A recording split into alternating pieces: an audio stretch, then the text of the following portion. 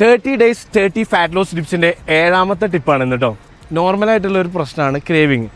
Fat loss ചെയ്യണം നിങ്ങളുടെ സുഹൃത്തുക്കൾക്കും നിങ്ങളുടെ ബന്ധുക്കൾക്കും വീഡിയോ ഷെയർ ചെയ്യാൻ മറക്കണ്ട. അപ്പോൾ ക്രേവിങ് നിർത്താൻ നിങ്ങളെല്ലാ ഭക്ഷണത്തിലും, അതായത് ഓരോ മീലിലും നിങ്ങൾ ഹൈ പ്രോട്ടീൻ ഉണ്ട് എന്നുള്ളത് നിങ്ങൾ ഉറപ്പുവരുത്തണം.